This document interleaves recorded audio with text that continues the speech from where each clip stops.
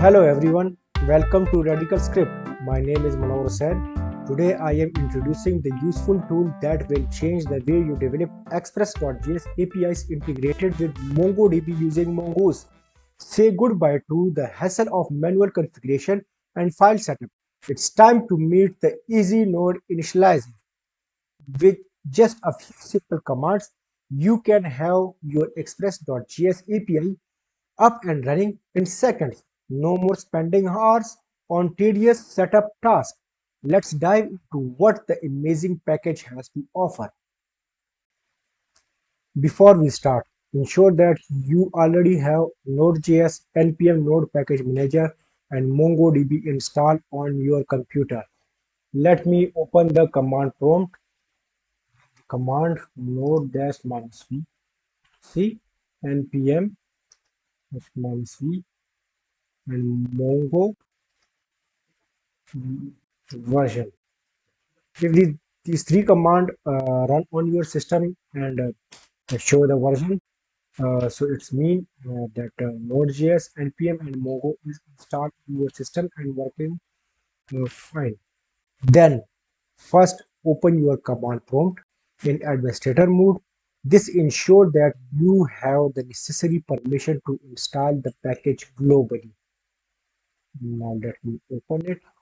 CMD, click, run as administrator. Yes. Okay.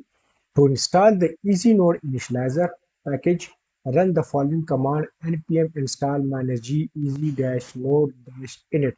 This command tells npm to fetch and install the package globally, making it accessible from anywhere in your command prompt. Let me run the command npm install -g easy-node-init. Okay, that's up. Now let's check if the easy-node-init command is recognized by the command prompt. You can do this by running easy-node-init --help command. This command should provide you with information about how to use the easy node initializer. Let me run this command on command prompt easy node init help. See, it's recognizable in our command prompt, so it's mean it's working and installed already on our system and it's working fine. Now I am initializing Node.js package with npm init command. Now I'm gonna test the package in it. Okay, let me initialize the Node.js package init. Yes, I accept the default setting for the package. Okay, you can see this command created the package.json. And package.json, you can see we have the project name, version, description, name, script, keywords. Okay, you can see this thing from the internet and how this thing work, because it will be out of our scope if I'm explaining these things. To kickstart your Express API project, run the command easy node init setup. Now this command does two things. One, it installs all the necessary packages required for your Express API. Second, it set up the project directory structure so you have the right folder and file in place to get started with your API development. You can see the project area is now empty. It only contains the package.json file. After running this command, the basic structure for the Express API project will appear here. Let me run the command. Now it's installing the necessary packages for the API. You can see the node underscore module folder is created automatically. And now after installation and creation of the basic structure, you can see that app, config, index, all these files appear by itself with just running by this command.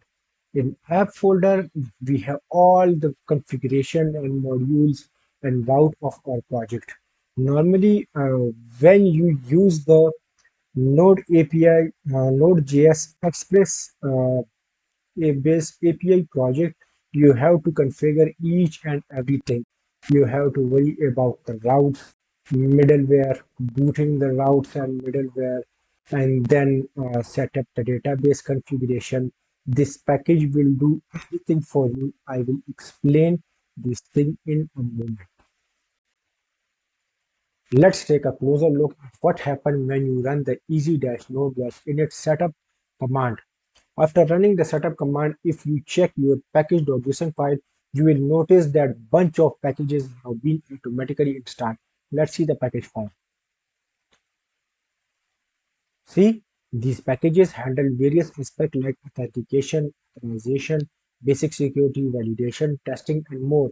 You can always look at these packages' name on the internet to understand these specific uses. The magic of this package is that it set up your project with a simple structure that easy to customize according to your needs. Now let's observe the app directory. Inside the app directory, you will find all the logic of your application. The subdirectory names are self-explanatory. For example, the boot directory contains essential file needed when your project boot up, and the middleware directory handle error handling and for example, take the example of logging and error handling on the HTTP request, so etc. You can add it literally when you are using project. You can modify it, customize it, customize it. It's all on you. Okay. As you add more directories, more modules to your project, this directory will grow to accommodate additional logic. Now, the module directory is where a lot of your development work will happen. It contains modules, and by default, it includes a base controller. The base controller serves as a starting point for your application endpoint. If your page, if this page runs successfully, it's mean your application or your API is working correctly. And now the app.js file. Basically, app.js file, inside this file, you will find the logic to start and run your server. You can observe and see this file. All the basic things are there. Okay, you can observe it and you can see it by yourself by installing this package and run it on your local machine. Now the routes.js. The route.js file is smart. It automatically scans the module directory, basically this module directory. It scans for the route. Basically, it scan for the route. It see the route .js file in every module and scan it, and then gather all the routes from your API. You don't need to configure each route manually. It does it for you, which is pretty neat. But one thing you have to be careful about the route. For example, if you see in this file, there is a allow variable. If this allow variable is true, it will be accessible from for public. If the allow variable is false, it will be not accessible for public. Basically, this logic is added when you require the module when you are coding, but you don't want anyone to access it. You save it for your letter logic, so you can hide it. Now, the config directory. The directory is crucial for configuration. It works alongside the config package and contains settings for different environments like production, development, and testing. You can even add custom variable here to suit your project's specific needs. Now, uh, let me show you the directory. You can see that it contains the JSON file for development, for production, for test environment, and for default parameters. and custom variable you need to add or you need to hide it from the uh, external user by setting it in the environment. Basically, it's for the security. You just mention the name in this file and set this value of this variable in the command prompt, so it will work for your project.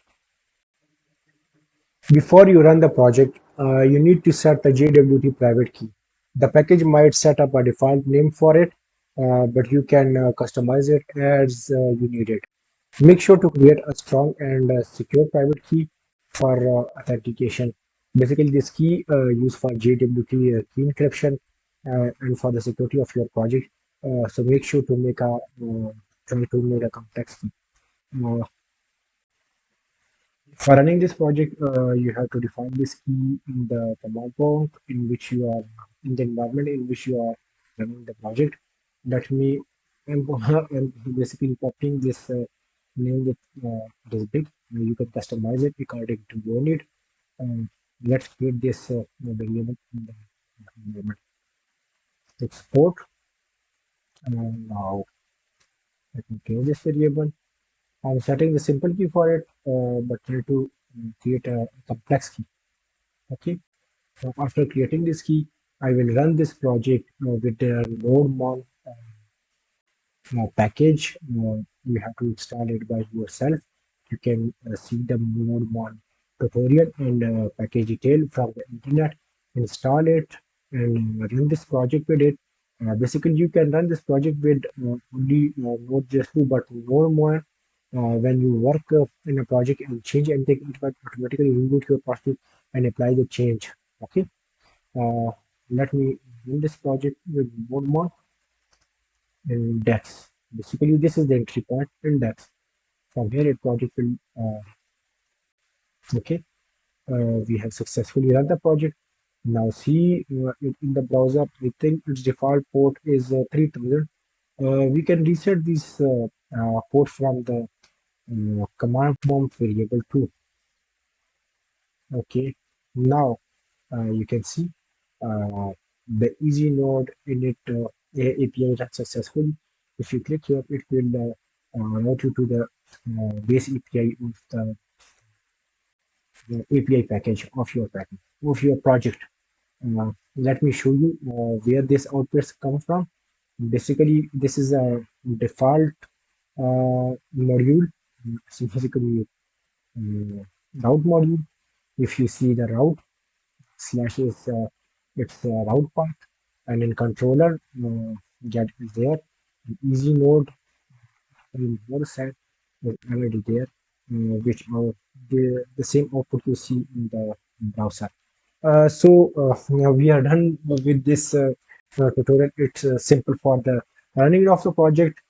Follow this tutorial, run this package. If you are interested to work in this package, you can contribute and you can also fork this project from GitHub. You can help me to do this project, but first use it for your first API configuration and creative structure of your project. So you will see how to use it, how to work with it, and how to customize it. In next video, I will explain how to set up this project for the with the MongoDB and how to create a default module which contain the controller model and route, which contain all the basic logic, pagination, creation, deletion, and updation. So you have to work literally. I am excited to explain how this package works, but it's enough for this video. I will explain is this creation module pack process in next video. Okay.